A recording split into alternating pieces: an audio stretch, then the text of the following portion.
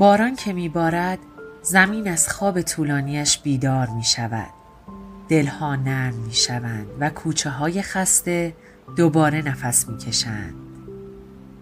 باران قصه مهربانی آسمان است. اشک آرام ابرهاست که بر شانه های خسته زمین می چکد و همه چیز را تازه می کند. باران می گوید هیچ غمی ماندگار نیست. هیچ تاریکی جاودان نمی ماند. هر زخم روزی التیام می یابد. همانطور که خاک پس از باران بوی زندگی می گیرد. پس بگذار باران ببارد، دل آرام شود و در این لحظه نمناک یادمان بیاید که هنوز امیدی هست. سلام، من مهدیس سهرابزاده هستم، راوی پادکست باران. در خدمت شما شنوندگان عزیز هستم با اپیزود اول از داستان‌های طرحواره که اختصاص داره به داستان زندگی مینا و آرش. با تنظیم خانم دکتر مریم رستمی، روانشناس و زوج درمانگر کلینیک باران مهربانی. راه ارتباطی شما عزیزان با کلینیک ما از طریق شماره 0935 13 33 907 امکان پذیر هست. و اما داستان. قصه ما از اون روزی شروع شد که مینای 27 ساله تو دانشگاه با آرش 30 ساله آشنا شد و سرتاپای وجودش رو عشق فرا گرفت. رابطه اونها روز به روز صمیمی‌تر می‌شد. مینا خانواده خوبی به لحاظ عاطفی نداشت.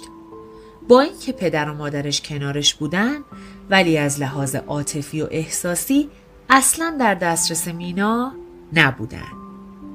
حالا مینا توی رابطش هم شدیداً ترس از دست دادن آرش رو داشت. برای اینکه همیشه آرش رو کنار خودش داشته باشه، بیش از اندازه خودش رو با هر شرایطی وفق میداد.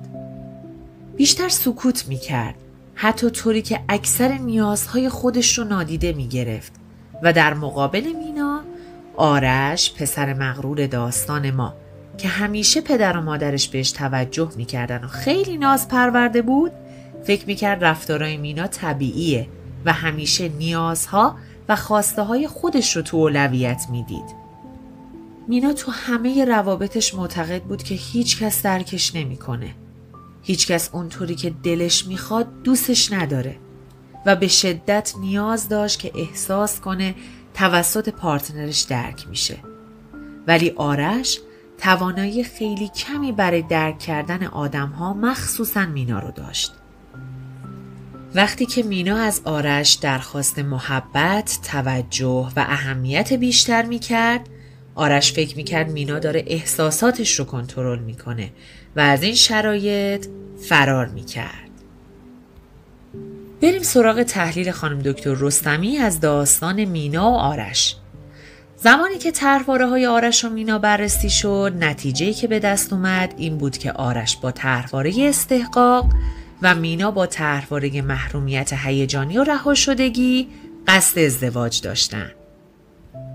طرحواره استحقاق در حقیقت تمایل فرد برای برتری، قدرت طلبی و به دست آوردن یک موقعیت ویژه و خاصه که توی این مسیر فرد فقط به خودش و خواسته های خودش فکر میکنه.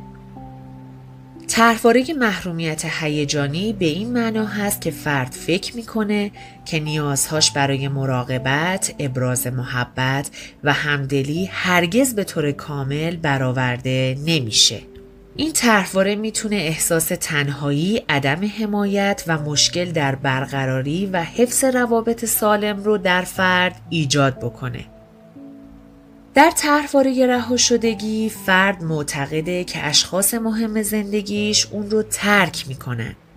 افراد با این طرحواره معمولاً در روابط خودشون احساس بی‌ثباتی میکنن، به اطرافیانشون بی‌اعتمادن و رفتارهای کنترلی و چسبندگی از خودشون نشون میدن. از طرفی نگرانی شدیدی از تنها موندن و از دست دادن عزیزان خودشون دارن. اگه این طرحواره ها بدون آگاهی و مداخله باقی بمونن، میتونن با خودشون یک سری چالش هایی رو برای این زوج به همراه داشته باشن. اول از همه این که مینا به تدریج احساس خستگی، بی‌ارزشی، نادیده انگاری رو در روابطش تجربه میکنه. دوم این که آرش ممکنه احساس فشار و محدودیت کنه و از رابطه فاصله بگیره. سوم این که سطح رضایت زناشویی به شدت کاهش پیدا میکنه و احتمال تعارض‌های هیجانی و جدایی بالا میره. پیشنهاد درمانی این هستش که هر یک از طرفین قبل از تصمیم به ازدواج بتونن از طریق ارتباط با یک مشاور خوب و آگاه روی طرحواره‌های خودشون کار بکنن.